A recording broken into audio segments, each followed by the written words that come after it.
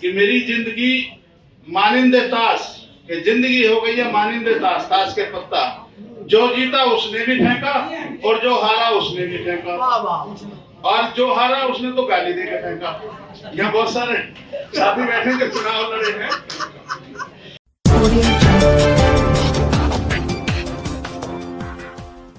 और चूंकि परिचय में कह भी दिया गया था कि मुझे थोड़ा सा लिखने पढ़ने का भी शौक है, पढ़ने का ज्यादा, लिखने का थोड़ा कम है, पर कुछ कहानियां कविताएं लिख लेता हूँ। तो अपनी ही 2 लाइनों से शुरू करता हूँ मैं, जो इस पे वोटर पे, जो निर्वाचक इसी पे, कि आंखों ने मेरी कुछ ऐसे भी लम्हे देखे हैं, आंखों ने मेरी कुछ ऐसे भी लम्हे देखे हैं जहां जज भी मैं था और सजा भी मैं नहीं पाई।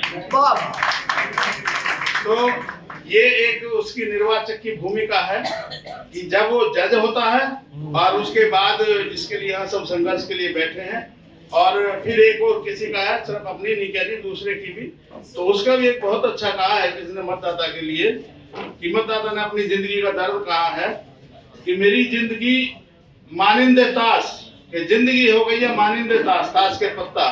जो जीता उसने भी फेंका और जो हारा उसने भी फेंका, और जो हारा उसने तो गाली देकर फेंका। यहाँ बहुत सारे साथी बैठे जो चुनाव लड़े हैं, जो जीते भी थे और हारे भी हैं, तो जो हारा उसने तो गाली देकर फेंका।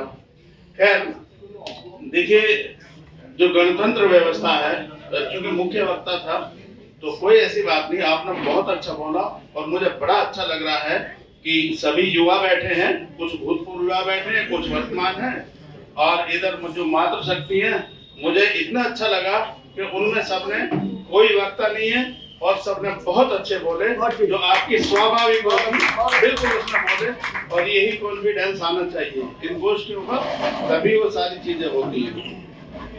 मेरे पास आप बुजुर्ग भी कह लीजिए, भूतपूर्व कह लीजिए, अनुभवी कहूंगा मैं, जो सबसे ज्यादा अनुभवी, अनुभव का खजाना है। हो सकता है मेरे पास आपसे कुछ से ज्यादा अनुभव है एक मामले में, कि मैं वोटर तो हुई हूँ, लेकिन साथ के साथ मैंने 18 बार पीठासीन अधिकारी की ड्यूटी भी की है। 1-2 बार नहीं, 18 बार में पीठासीन अधिकारी भी रहा हूँ। तो मैं एक चीज के जिसके लिए बहुत सारी चीजें कही गई हैं, आप सब उस पर गौर करेंगे कि जितनी बार मैं पीठासीन अधिकारी, मैंने उससे भी करवाए हैं चुनाव, जब बैलेट से होते थे बैलेट से भी करवाए हैं, और ईवीएम से भी करवाए हैं। तब भी करवाए थे जब खाली ईवीएम थी, और उसके बाद अब जो वीवीपैट आ गई है तो उसी से करवाए हैं। इसी तरह से काउंटिंग में भी हमें विचार करने में निर्वाचक के रूप में यह आवश्यकता थी कि ईवीएम से बैलेट से ईवीएम पर क्यों आ गए। मुझे याद है जब गिनती में हमारी काउंटिंग में थी, एक ढेर लग जाता था कैंसिल वोट का। जागरूक कितने हैं आप सब, मैं ये नहीं कहता, कि एक जो कैंसिल वोट थे उनका ढेर लग जाता था। बाबूराम जी बैठे सीनियर आदमी, जब वो चुनाव लड़े थे देखा होगा, तो जब बैलेट के उसमें ये समस्या आ रही थी तो उससे निजात पाने के लिए फिर ईवीएम आई। ईवीएम में कैंसिल वोट नहीं होता, आपने कोई भी बटन दबाया वोट जाएगा लेकिन कैंसिल नहीं होगा। अब चूंकि उसमें ये समस्या आई, ऐसी शिकायत आई कि भाई वोट किसी को देने जा किसी पर रहा है, और मैं दावे के साथ कर सकता हूँ, मेरे साथी खड़े हुए हैं संजय कुमार सागर जी, आप भी लगभग उतनी ही बार पीठासीन अधिकारी रहे हैं।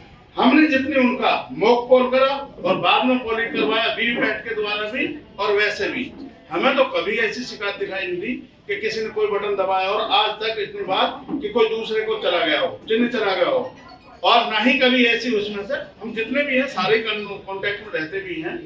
पर यह है कि संभावनाओं से किसी से कोई इनकार नहीं किया जा सकता, मैं उसमें भी नहीं जाता। तो ये उसका अनुभव है हमारा जो इलेक्शन कराने का।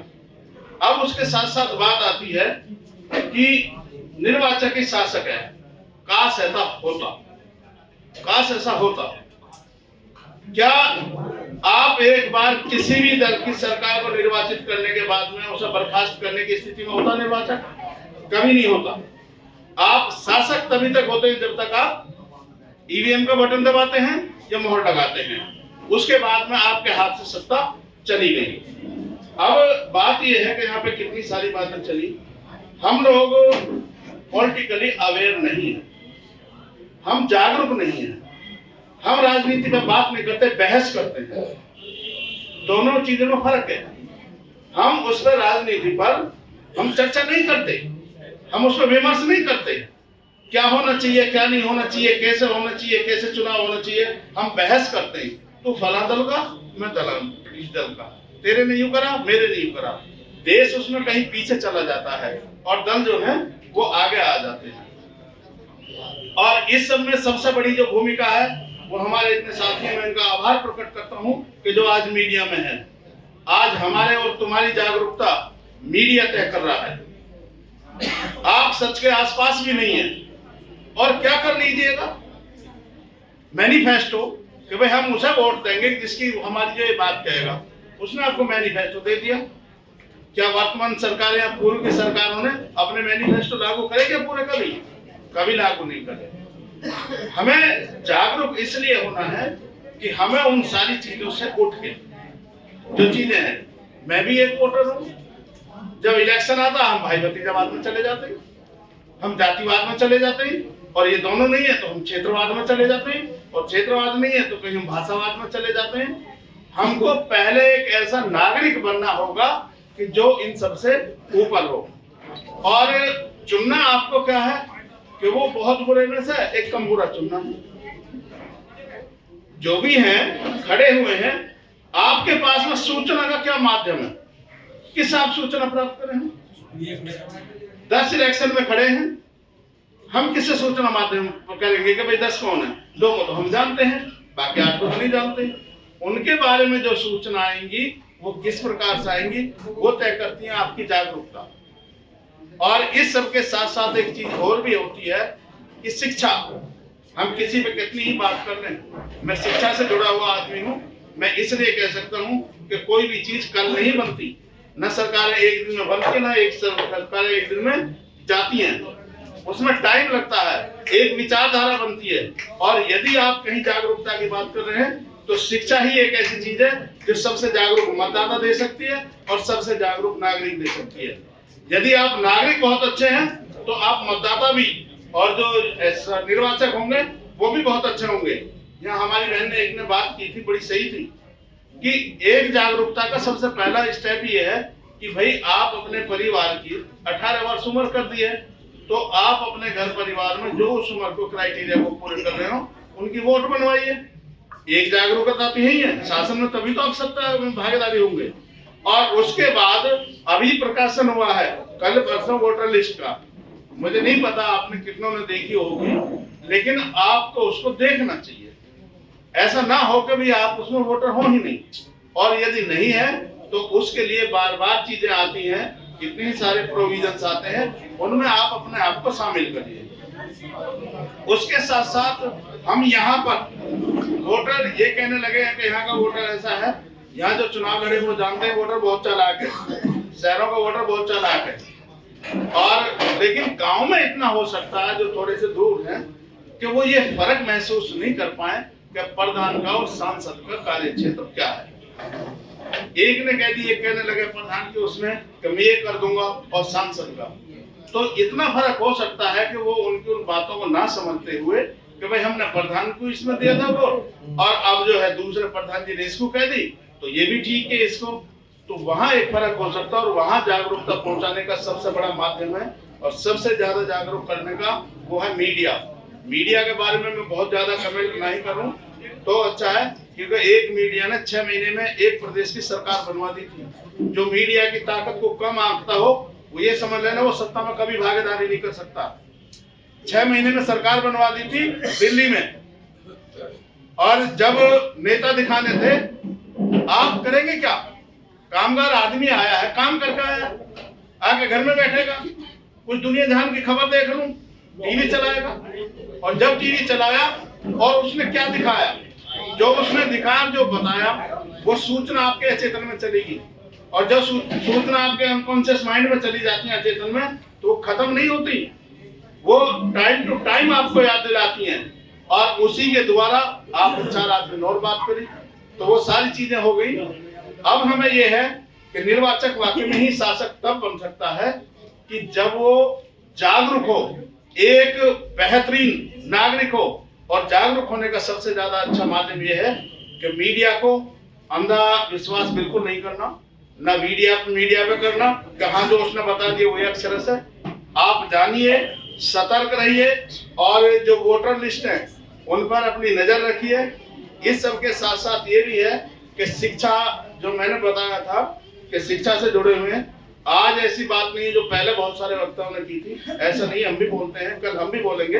संविधान के बारे में हम बात करते हैं, हम 26 नवंबर को भी करते हैं स्कूलों में, लगभग सभी स्कूलों में। आप ज्यादा से ज्यादा एक विचारधारा को पकड़ने में टाइम लगता है। एक विचारधारा के स्कूल खुले हुए हैं, आपके तो स्कूल है नहीं। जब आपके स्कूल नहीं है तो वो उस विचारधारा का प्रसारण कर रहे हैं, प्रचार कर रहे हैं, आसानी से हो रहा। बाल मन में 7-8 साल का बच्चा, 10 साल का बच्चा जो समझता है, जो सुनता है, उसी के अकॉर्डिंग फिर पनपने लगता है। आप करिए, आप इस देश का सबसे बेहतर नागरिक कौन हो सकता है, उसे नागरिकता का, उसे मानवता का ज्ञान दीजिए और गुण दीजिए, ताकि वो किसी के प्रति द्वेष की भावना लेकर ना आगे बढ़े।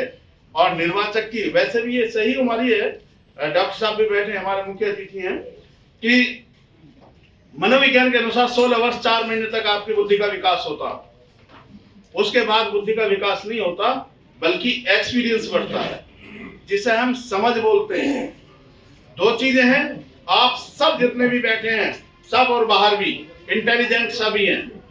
एक इंटेलिजेंस है और दूसरी अंडरस्टैंडिंग, पर क्या उसी अनुपात में समझदार भी हैं हम या नहीं? तो ये चीज है जो समझ आती है, वो समझ आती है सामाजिक सरोकारों से। सामाजिक सरोकारों से जुड़े रहिए। और जहां तक इसकी बात थी निर्वाचक की, निर्वाचक शासक है और शासक अभी यहाँ से कई ने कहा है, मैं एक चेता रहा हूँ, एक शिक्षक होने के नाते या आप भाइयों के साथ में उठने बैठने के नाते, जो संघर्ष की राह है, जब अधिकार नहीं मिलता तो आप संघर्ष में पाते हैं। गणतंत्र है, गणतंत्र में गणित सबसे महत्वपूर्ण है। ये आज नहीं है, बहुत पहले से, कोरोना टाइम से देख लीजिए, कितने सारे राज्य थे वो गणतंत्र रहे हैं। और सबसे कामयाब जो है एक तरीका, वो अहिंसा का ही है, उसे मान लेना। सरकारें चाहती हैं, उठा के देख लेना, पढ़ लेना, सरकारें चाहती हैं कि आपके जो भी अधिकार के संघर्ष की बात है ना, वो हिंसक हो, क्योंकि हिंसा को बड़ी आसानी से दबाया जा सकता। हमारे वकील साथी बैठे वो सब जानते इस चीज है। यदि वहां पे आज यदि अभी का लोग है तो किसान यदि कामयाब हुए हैं ना, तो वो सिर्फ इसलिए हुए 1 साल तक वो अहिंसक रहे, और जिस दिन वो हिंसक हो जाता है ना, उसी दिन उनका सारा आंदोलन खत्म कर दिया जाता। तो आप अधिकारों की आवाज उठाइए, मजबूती से उठाइए और लगातार उठाइए, तब तक उठाइए जब तक आप सफल नहीं हो जाएं। सत्य प्रयास सफलता की कुंजी है। तो साथियों, मेरा आपसे यही आह्वान है और निवेदन भी है कि हम हैं, वाकई में ही हम शासक हैं, ऐसा कुछ नहीं है, लेकिन हमारा ज्ञान बड़ा कम है। अरे मैंने तो इसको वोट दी थी, वो कैसे जीत गया? क्यों भाई, क्या और वोटर नहीं थे क्या? है और वोटर नहीं है, आपने वोट दी तो दूसरा जीत नहीं सकता। और उसके अलावा देश में भी इतनी ज्यादा आवश्यकता है जागरूकता की कि जो सत्तारूढ़ दल है उससे ज्यादा तो लोग वोट ही नहीं करते। जो वोट परसेंटेज होता है, जिसमें वोट मिसिंग होती है, बल्कि सरकारों को काम करना चाहिए। सरकारों को इस पर चेताना है कि हम इस तरह की कोई व्यवस्था करें कि जो हमारी वोट होती है वो 58%, 60%, 62 ना होकर कम से कम 90% वोट पड़ने चाहिए। और जब 90% वोट पड़ेंगे तो तब आप कहेंगे कि हाँ, अब आप वाकई में शासक बन रहे हैं। जो ये दलीय प्रणाली है ये तो चलती रहेगी। तो ये जरूरी ये है कि जितने वोट नहीं पड़ रहे हैं, आप सब वोट डालते हैं, हम सबसे पहले डालते हैं, क्योंकि हम चुनाव ड्यूटी में रहते हैं, तो हम सबसे पहले हम डालते हैं भाई, हमारे बैलेट वोट डालते हैं। उस सब के साथ साथ ये सबसे महत्वपूर्ण, बस इसे जान लीजिए, मैं वहां हूँ, पोलिंग पे हूँ, मैं फोन करके घर पे कहता हूँ कुछ भी हो जाए पहले जाओ, सबसे पहले जाओ और वोट डाल पाओ। ये हम सबकी एक ऐसी जिम्मेवारी होनी चाहिए कि जिसे हम बिल्कुल भी नहीं चूक सकते। यदि हम इसके लिए तैयार हैं तो हम बिल्कुल शासक हैं। और शासक बनने में निगेटिविटी नहीं कहता मैं, इतनी पॉजिटिविटी है। मैंने भी, मैं अभी जोश और अनुभव के बीच में हूँ, तो मेरी जो उम्र है वो उसके बीच की है। मैंने अपने सामने बहुत समय को बदलते देखा। मेरी इतनी सी उम्र में मैंने वहां से वहां बदलते देखा है और बहुत पॉजिटिव आया। और निश्चित तौर पर मानिए आने गुड डे विल कम, जो नारा था ना, पहले किसी और का था, अब वो आपका होगा। अच्छे दिन आपके आने वाले हैं और निश्चित तौर पर आएंगे, आप भी जागरूक बने रहेंगे। जय भीम, जय भारत।